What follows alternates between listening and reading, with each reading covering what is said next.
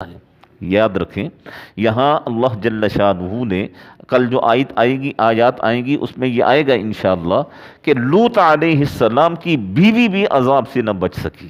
یاد رکھیں، عورت جب بے حیائی کے راستے پر چل پڑتی ہے، عورت جب غلط راستے پر چل پڑتی ہے، پھر وہ نبی کی بیوی کیوں نہ ہو، اللہ جل شانہ اسے عذاب سے محفوظ نہیں فرماتے ہیں۔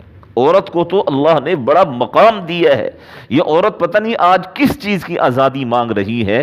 آزادی جو اسلام نے اسے آزادی دی ہے، وہ شاید ہی ساری دنیا میں اور رہتی دنیا تک کوئی اسے آزادی دے گا جو اسلام نے آزادی دی ہے۔ اور عورت آج جو آزادی عورت مانگ رہی ہے، خدا کی قسم میں نے ابھی ایک جملہ کہا ہے، مر جائیں ہم لیکن ہماری عورتیں اس طرح آزاد نہ ہوں جس طرح یہ آزادی مانگ رہی ہیں۔ عورت کے قدموں کے نیچے اگر ماں ہے تو اللہ نے جنت رکھی ہے، اور اگر بہن ہے تو اللہ نے بھائی کے لیے مان بنایا ہے، اور اگر عورت بیوی کے روپ میں ہے تو مرد کے لیے عزت ہے، عورت اگر بیٹی کے روپ میں ہے تو مرد کے لیے رحمت ہے، عورت تو ہر روپ میں سراپا رحمت ہی رحمت ہے۔ اور پتہ نہیں یہ کیسی آزادی مانگ رہی ہیں۔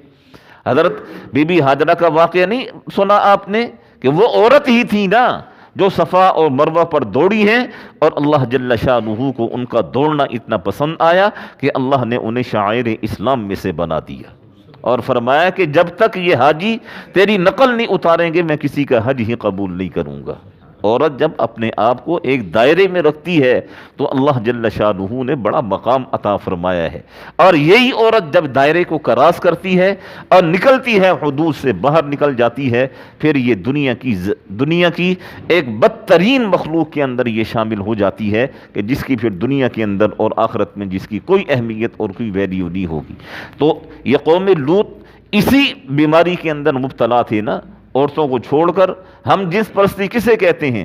مرد سے اپنی خواہش کو پورا کرتا ہے، عورت سے اپنی خواہش کو پوری کرتی ہے۔ تو یہ قوم بھی اسی جرم کے اندر مبتلا تھے۔ اور جب لوط علیہ، جس طرح آج ہم کسی کو سمجھائیں نا تو ہمیں لوگ کیا کہتے ہیں؟ اور چل بھائی مولوی اپنا راستہ پکڑ، کہتے ہیں نا کہ چل بھائی مولوی اپنا راستہ پکڑ، اور اگر آپ حق بات کریں آپ کو اپنی ہی مسجد والے نہیں جینے دیں گے کہ نہیں قاری صاحب خیال رکھیں، نہیں قاری صاحب ہاتھ ہلکا رکھیں، یا اور بھی لوگ آتے ہیں آپ سب کو لے کر چلیں۔ لیکن دیکھیں انبیاء کرام کے ساتھ لوگوں کے کیا رویے رہے ہیں۔ تو لوگوں نے، قوم لوط نے لوط علیہ السلام سے کہا کہ میاں اپنی بات اپنے پاس رکھیے، اور جس عذاب وذاب سے آپ ہمیں ڈرا رہے ہیں بس وہ عذاب دکھائیے ہمیں، وہ عذاب لائیے، یہ باتیں چھوڑیے آپ۔ تو لوط علیہ السلام، یاد رکھیں، جب انسان بالکل بے بس ہو جاتا ہے تو پھر پتہ انسان کیا کہتا ہے؟ جس طرح لوط علیہ السلام نے کہا، اے میرے رب رب انصرنی علی القوم المفسدین، اے میرے اللہ اس مفسد اور فاسد قوم کے مقابلے میں میری مدد فرما۔ اور نوح علیہ السلام کی قوم جب پتھر مارا کرتی تھی تو نوح علیہ السلام نے آخر میں کیا کہا؟ ربہ انی مغلوب فانتصر، اے میرے اللہ میں مغلوب ہو چکا ہوں، میں عاجز آ چکا ہوں، فانتصر میری مدد فرما۔ اور کس سے مدد مانگی جا رہی ہے؟ کس سے مدد مانگی جا رہی ہے؟ اللہ سے۔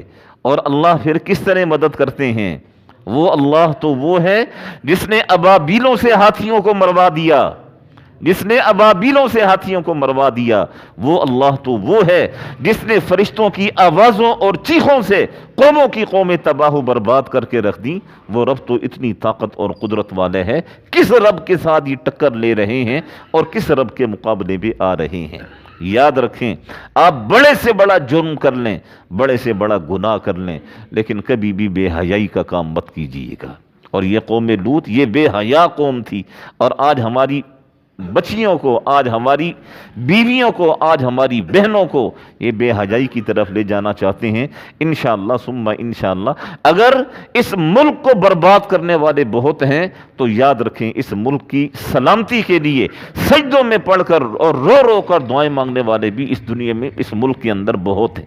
جب ساری دنیا، سارا ملک جب سو رہا ہوتا ہے تو آپ دیکھیے اللہ والے کس طرح سجدوں میں جا کر اللہ سے اس ملک کی سلامتی اور حفاظت کے لیے لیے دعائیں مانگتے ہیں، بہت لوگ اس دنیا کے اندر پڑے ہوئے ہیں، اور اس ملک کی حفاظت کے لیے اور اس ملک کی سلامتی کے لیے دعائیں مانگنے کے لیے بھی الحمدللہ بہت ہیں، اور یہ جس طرف قوم کو کھینچنا چاہتے ہیں، انشاءاللہ ثم انشاءاللہ ہماری بچیوں اور عورتوں کو اس طرف انشاءاللہ نہیں جانے دیا جائے گا، اور ان کی حفاظت، ان کو سمجھانے والے، ان کو بتانے والے الحمدللہ ثم الحمدللہ بہت لوگ کام کر رہے ہیں۔ جگہ جگہ پر مساجد ایسے نہیں بنی ہوئی، جگہ جگہ پر مدارس ایسے نہیں بنے ہوئے، یہ بیچارے تبلیغ والے اپنے کندھوں پر بستر ڈال کر پوری دنیا کے اندر ایسے نہیں گھوم رہے۔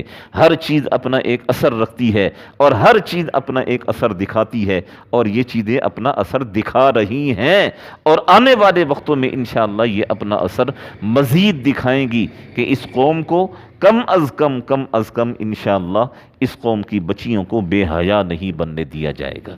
تو اللہ جل شانہ نے قوم لوط کا ذکر اور